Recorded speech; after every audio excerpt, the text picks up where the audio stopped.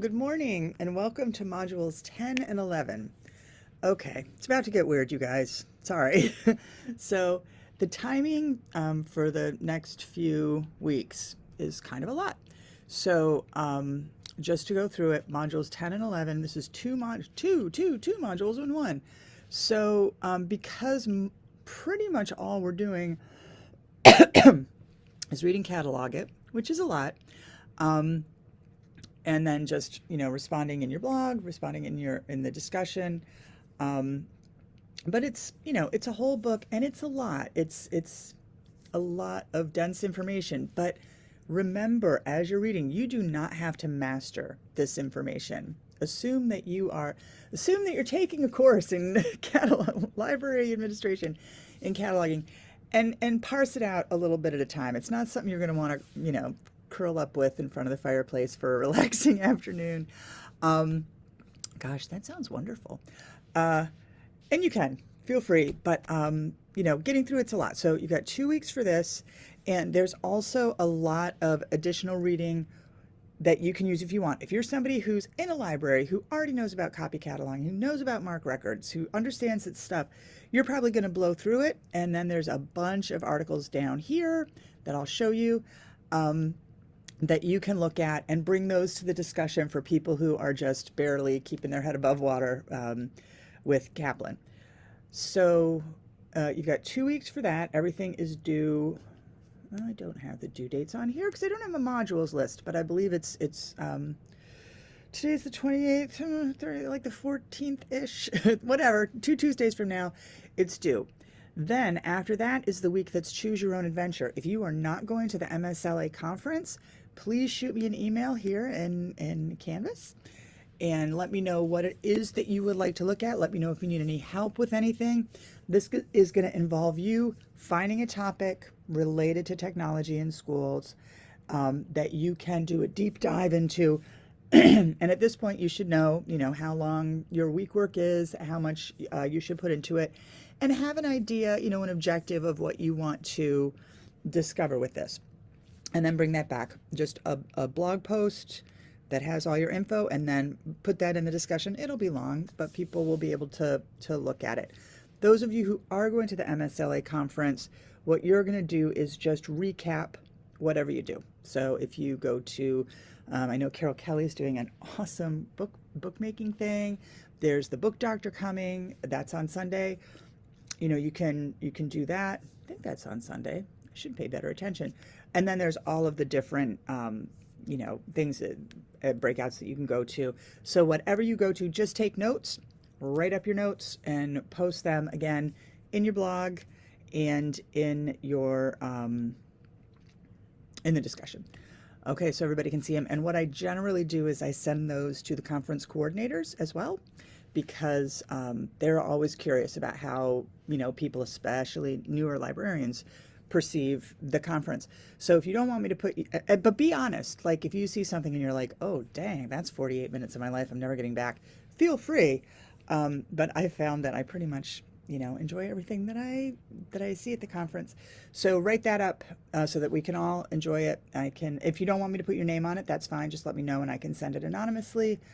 I'm trying to think of what else for that week. And then the week after that, that's when you need your partners. That's when we're looking at OPAC's Online Public Access Catalog. This is the first semester because we're all in one classroom and because, frankly, you're all doing great. Like, there's nobody in this class who's a straggler. It's the first time in 12 years that's happened to me. And so I want to see how reasonable it is for you guys to find your own partners, because that is part of the, the collaboration piece. We're the ones that drive it. In librarianship, we're the ones that have to go out and do the asking and do the connection. So it is a good, it's a good experiment for that. So, and in the notes here, I say, contact your partner and set up a time for your interview before April 5th. Not the interview, but just set up a time. You and your partner know when you get together, know when you're going to get together. I had wanted to make it so that we had April vacation off, and I wasn't able to. But what you can do is if you want to, blow through, maybe you can blow through Kaplan and Riedling, in 10 days rather than 14 days and get an early start with your other stuff. If you're going away, I just want to make it a little easier. Feel free to work ahead if you are. I'm taking 2 trips for April vacation, so I don't know what's wrong with me. But you know, be aware that going forward, as long as you and your partner have connected, you're good to use the timing however you see fit. I'm trying to think if there's, and we're rolling up to a close, 10, 11, 12, 13, 14, 5 weeks. So but you do need a partner for module 13. And there's really no need for a partner for 10 and 11 because it's all just, reading, unless you'd like to call each other and read aloud. And then week 14, most people stuck with their partners and did the acceptance letter, but it's not a heavy lift for module 14 because we're heading into the end here. I think that's everything I've got for timing. So let us look at modules 10 and 11 for a few, knowing me, for another 20 minutes. So what we have here is, these are just the articles that we're looking at. Discussion, you need to post 3 different days. That's the only change. I used to have, you had to do because it was 2 weeks, you had to do 6 posts. It's a lot, and the content maybe doesn't warrant it. You're welcome to post in the discussion as many times as you want, but you need to post 3 different times over the 2 weeks to get full credit.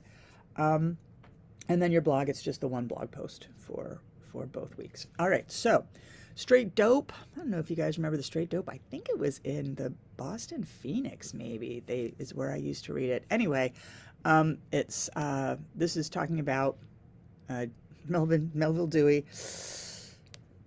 There's a lot to unpack with Dewey. So this is about the system itself. And then this one, 5 controversial facts about what? There's a controversy?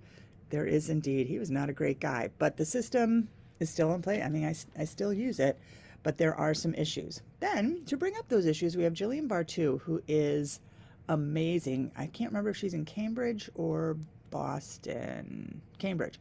And she's the director of cataloging for school libraries. Cambridge does it right. And she's talking about, certain aspects of the Dewey Decimal System. And her particular one today is, her particular one from February of 22 is, why are the civil rights books in the 300s instead of the 900s? It's history. Is it social history? So there's that. Then we've got genreifying your catalog, not your collection. Genreification, as you may know, is huge, and I think it works great in elementary libraries. You can use it certainly in middle school libraries, maybe with your fiction. In high school, I've thought about it. I've done a ramp up a couple of times, but I'm essentially lazy, and also my circulation stats don't warrant an overhaul like this, although it might help. But some schools have had great success with this.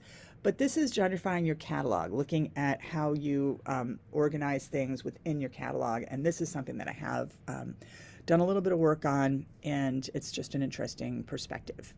Then my sick cataloging memes.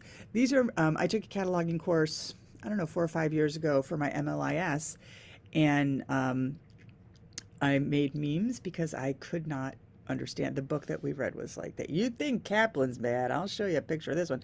It was like this, all on cataloging, and it was a lot of stuff that I'll never use, but it was also fascinating, but it was very dense. I think Kaplan is much more conversational, and so what I would do is I would read my chapter, and then I would make a little meme about it, and I would post them in the discussion, and several people messaged me later and were like, okay, that's the only way I got through the reading. I would wait till I saw your meme and then be like, okay, that's what I'm looking for.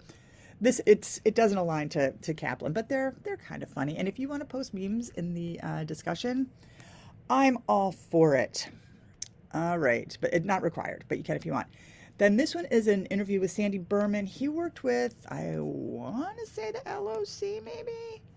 He was an outspoken critic of biases in the LOC subject headings, and he has talked about The need to prioritize the needs of library users over deferential adherence to standards. And I think he's the one that I have the quote at the end. Was it Sandy Berman? Yeah.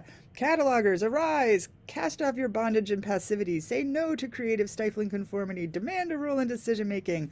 Prioritize professional integrity and unleashed imagination. And never forget who you really work for. Library users and colleagues, not bosses and bureaucrats, which is solid to remember, although there's a certain amount of deferring to bosses and bureaucrats it's required. But he's just somebody who really had a vision of how things could be done, and not just for the sake of doing them the way that we always have. So it's a little more dense, but it's a good read. And then we've got Hinton's Decolonizing the Shelves, and this is about tribal libraries in Michigan creating their own classification system, and it's specific to, I believe, school libraries. Nope. It's a regular library, but it was from School Library Journal, so it does have, some use to us. And then we've got, this one's from School Library Journal. What? Race and bias. Yeah, we've been there. We've seen it. So this is another one from School Library Journal, talking about maybe kicking Mel to the curb.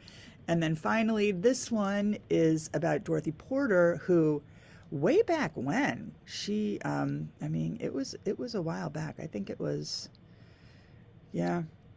43 years career that ended in 95. So she's been doing this since, the civil rights movement was fairly nascent.